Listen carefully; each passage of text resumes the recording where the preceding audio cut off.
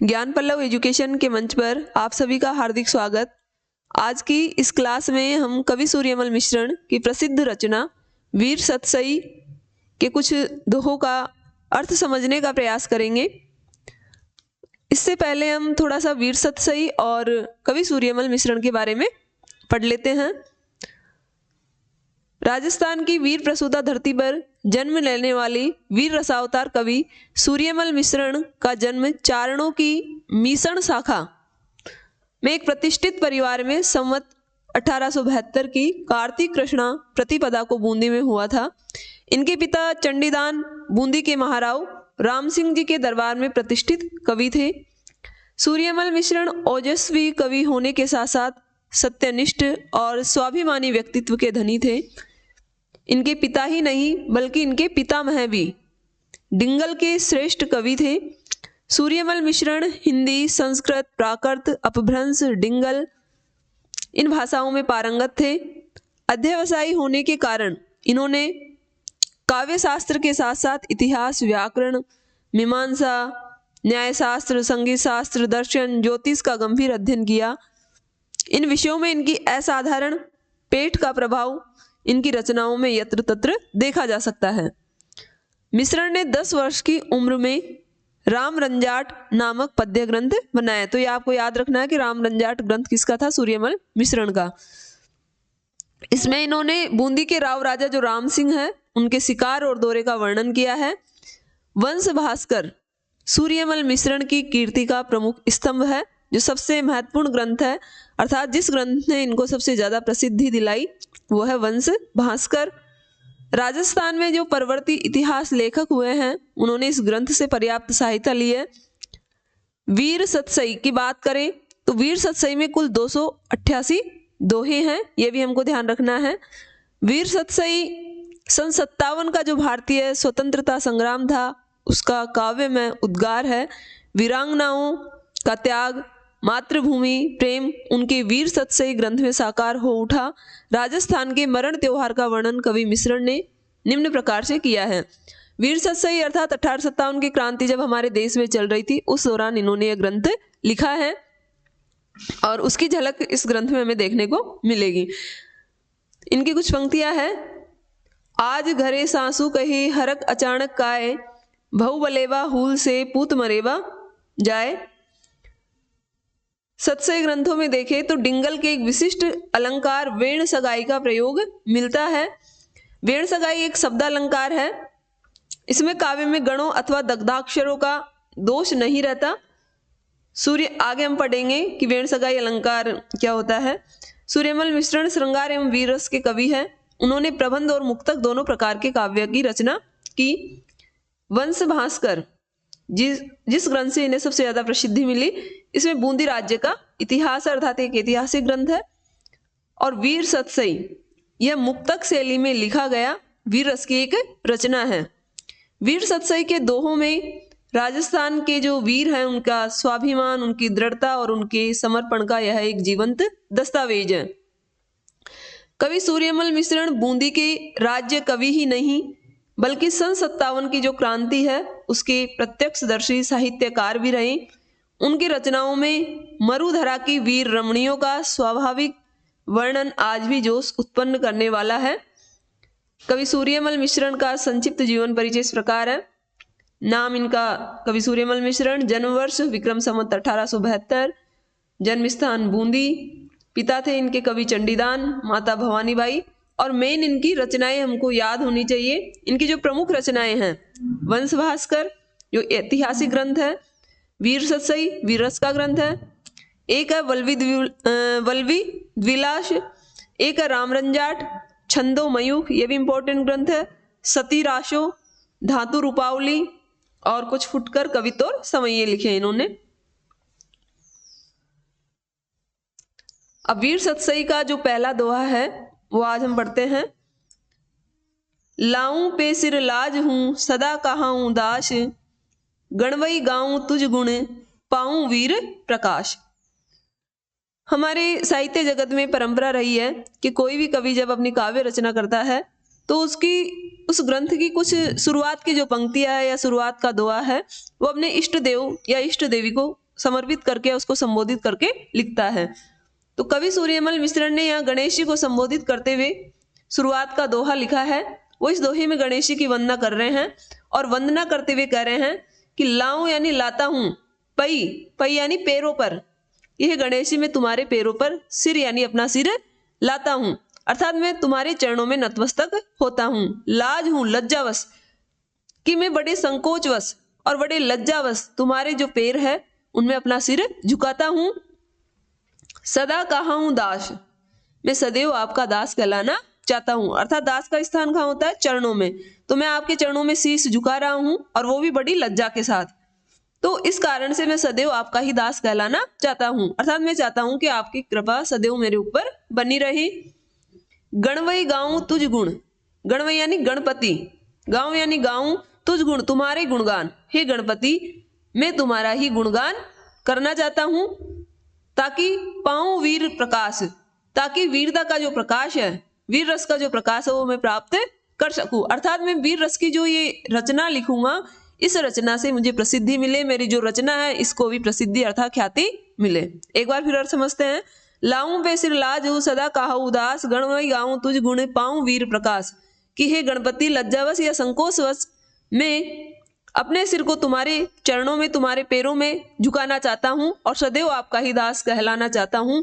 हे गणपति मैं तेरे ही गुण गाना चाहता हूं, ताकि मैं वीर रस के प्रकाश को, वीरता के प्रकाश को प्राप्त कर सकूं। अगर काव्यगत सौंदर्य की बात करें तो इस दोहे में राजस्थानी शब्दों का प्रयोग है, वर्ण सगाई अलंकार का इसमें प्रयोग हुआ है और शांत रस। वर्ण से सगाई अलंकार की बात करें तो यह एक शब्दालंकार है और वर्ण सगाई अलंकार में क्या होता है कि जो कोई भी दोहा या कोई पद होता है तो जो दोहे का चरण होता है उसमें पहला कोई सा भी चरण हमने लिया तो पहले शब्द का जो पहला अक्षर होता है, जैसे कि इसमें प्रथम चरण में पहला अक्षर क्या है? ल, तो उस चरण का जो अंतिम शब्द होता है उसका पहला अक्षर भी वही होगा। जैसे इसमें पहला अक्षर ल है तो इस चरण का अंतिम अक्षर लाज माना हमने, तो इसमें भी पहला अक्षर क्या है? ल। दूसरे चरण में हम देखते हैं कि सदा, सदा में जो पहला अक्षर क्या है? स, तो अंतिम अक्षर भी क्या है? स। इसमें हमने देखा पहला अक्षर ग है तो अंतिम जो शब्द है उसका पहला अक्षर भी ग। इस तरह से वर्णों की आवृत्ति वर्ण सगाई अलंकार में होती है। दूसरा दोहा हम देखते हैं, आणी उर जाणी अतुल गाणी करण अगूढ़, बाणी जग राणी वले में चिंताणी मूढ़। इस दोहे में कवि ने विद्या की देवी या वाणी की देवी माँ सरस्वती का गुणगान किया है, उनकी प्रार्थना की है। कवि कह रहा है माँ सरस्वती से कि आणी उर जाणी अतुल, कि हे माँ, अतुल यानी अतुलनीय, जिसकी तुलना नहीं की जा सके, कि आपकी जो महिमा है वो कैसी है? अतुलनीय है। तो जानी यानी जानकर, कि आपकी महिमा को अतुलनीय समझकर या जानकर। आणी उर, उर यानी हृदय में, आणी यानी लाया हूं, अर्थात मैंने हृदय से आपको याद किया है या आपको स्वीकार किया है। तो आणी उर जानी अतुल, कि आपकी महिमा को अतुलनीय समझकर मैंने अपने हृदय में आपका गुणगान किया है या मैं हृदय से आपका स्मरण कर रहा हूं। गाणी करण अगूढ़, गाणी यानी गुणगान कर रहा हूं। अगूढ़, हे मां सरस्वती आप क्या हो? अगूढ़, एक होता है गूढ़, गूढ़ यानी होता है अस्पष्ट चीजें, और उसका उल्टा होता है अगूढ़ अर्थात स्पष्ट, जिसे छिपाया नहीं जा सके। गूढ़ तो जिसे छिपाया जा सके और अगूढ़ जिसे छिपाया नहीं जा सके, अर्थात बिल्कुल स्पष्ट। तो आप गूढ़ चीजों को, अर्थात जो अस्पष्ट चीजें हैं उनको अगूढ़ अर्थात स्पष्ट करने वाली हो। तो अस्पष्ट चीजों को स्पष्ट करने वाली हे मां सरस्वती, गाणीकरण, मैं आपका ही गुणगान कर रहा हूं। वाणी जगरानी, कि हे वाणी के जगत की रानी, हे वाणी की देवी मां सरस्वती। वलय में चिंताणी मूढ़, मूढ़ यानी मूर्ख, अपने आप को कवि यहां मूर्ख मान रहा है, मूर्ख समझ रहा है कि मैं मूर्ख। चिताणी का अर्थ होता है चिंतन करता हूं।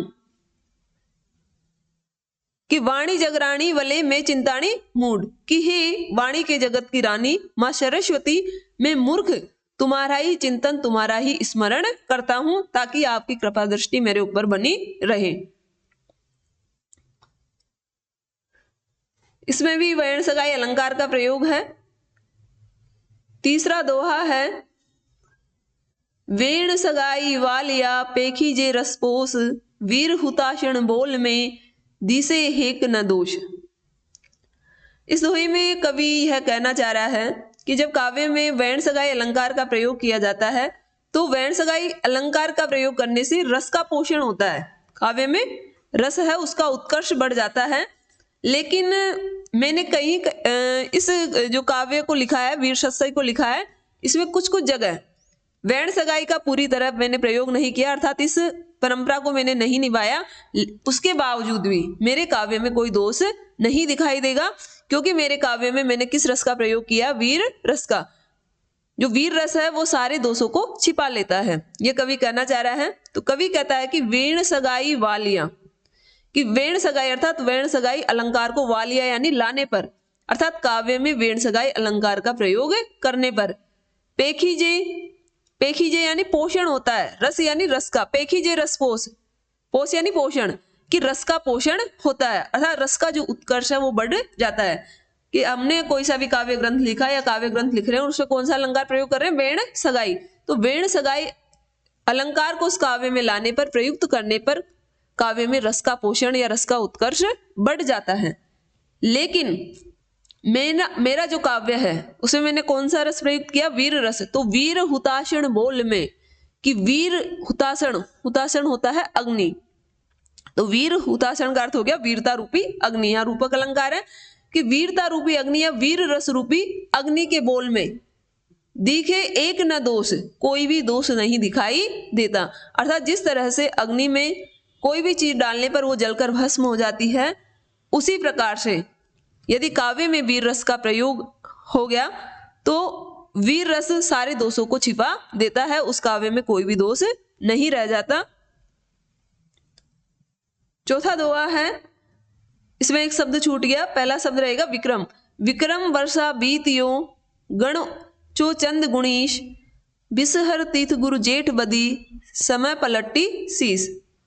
इस दोहे में कवि ने जो 1857 की क्रांति, जिसका कवि प्रत्यक्षदर्शी रहा है, उसकी ओर संकेत किया है, तथा अपनी काव्य रचना जिस समय उन्होंने शुरू की उस समय को भी इन्होंने बताया है। कवि कह रहा है कि विक्रम वर्षा बीतियो, विक्रम संवत बीत जाने पर, और कौन सा विक्रम संवत, तो यहां पर तिथि दी है गण चो चंद गुणीश। गण चो चंद गुणीश का अर्थ होगा यहां पर 1914, कि विक्रम संवत 1914 के व्यतीत हो जाने पर, तो विक्रम संवत 1914 को अगर हम ईस्वी में बदलेंगे तो -57 करने पर ईस्वी सन आ जाएगा 1857, कि विक्रम संवत 1914 के बीत जाने पर अर्थात 1857 ईस्वी के समय तिथि है विषहर तीर्थ गुरु जेठ बदी। विषहर, विषहर बोला जाता सर्प को, नाग को, तिथि, नाग की तिथि कौन सी, नाग पंचमी को, गुरु यानी गुरुवार को, जेठ यानी जेठ का महीना, और बदी यानी होता कृष्ण पक्ष। तो ऊपर तो इन्होंने जो सन है या संवत है उसका उल्लेख किया है 1857 ईस्वी या विक्रम संवत 1914, और नीचे जो तिथि है वो है कि जेठ माह की जो बदी यानी कृष्ण पक्ष है उसमें गुरुवार के दिन, और गुरुवार को भी क्या थी, नाग पंचमी। समय पलटी शीश, शीर्ष स्तर पर समय ने पलटा खाया, अर्थात शीर्ष स्तर से तात्पर्य है जो शीर्ष स्तर पर उस समय किसकी सत्ता थी, अंग्रेजों की। तो अंग्रेजों की जो सत्ता है उसके विरुद्ध क्या हुआ, समय पलटने से तात्पर्य है कि उनके विरुद्ध जो जन विद्रोह है वो हुआ। तो इस तिथि को एक तो काव्य रचना की तिथि मान सकते हैं कि कवि काव्य रचना की तिथि उसका उल्लेख कर रहा है कि इस तिथि से मैंने अपनी काव्य रचना जो वीर सत्सई है उसकी रचना शुरू की। एक ये भी मान सकते हैं कि इस तिथि के दिन 1857 की क्रांति जब चल रही थी तो विशेष कुछ भयंकर विद्रोह हुआ था, इसलिए कवि ने इस तिथि का यहाँ पर उल्लेख किया है। समय पलटी शीर्ष से हम ये ले सकते हैं कि शीर्ष स्तर पर जो अंग्रेज सत्ता थी तो समय पलटा, अर्थात यहाँ के जो लोग थे उन्होंने जो भयंकर विद्रोह है वो उनके खिलाफ किया। 5वां दोहा है, इक डंडी गिण एक री, भूले कुल सभाऊ, सूरा आल एस में, अकज गुमाई आओ। इक डंडी, इक डंडी का अर्थ होगा एक छत्र। एक री, एक का ही, एक से तात्पर्य यहाँ अंग्रेजों से, जो शीर्ष स्तर पर जो सत्ता थी वो किसकी थी? अंग्रेजों की। तो उस समय भारत में क्या था? एक री यानी एकमात्र जो अंग्रेजों की सत्ता थी उनका ही इक डंडी, एक छत्र राज्य था, कि भारत में एकमात्र अंग्रेजों का ही एक छत्र राज्य था। संपूर्ण जगह, संपूर्ण भारत में उनका ही डंका गूंजता था। इस कारण से क्या हुआ? भूले कुल सभाऊ, हमारे जो भारतीय योद्धा थे उनके डर से या अपने कुल स्वभाव, और जो वीर लोग हैं उनका स्वभाव क्या होता? वीरता का। तो वे अपने कुल स्वभाव को, अपनी जो स्वाभाविक वीरता थी उसको भूले बैठे। और भूलने का कारण क्या था? अंग्रेजों का एक छत्र शासन। इस कारण से भूले कुल स्वभाव, वे अपनी वीरता का जो स्वाभाविक स्वभाव था, जो स्वाभाविक उनकी वीरता थी उसको भूले बैठे।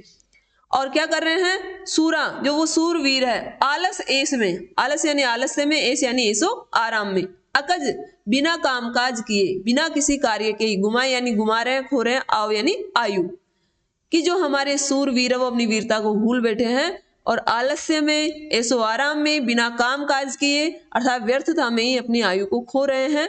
उनकी उम्र ऐसे ही निकली जा रही है। अर्थात इस दोहे के माध्यम से कवि ने जो भारतीय सूरवीर हैं, जो भारतीय वीर हैं, उनमें वीरता का भाव जगाया है ताकि वो अंग्रेजों के विरुद्ध खड़े हो सके।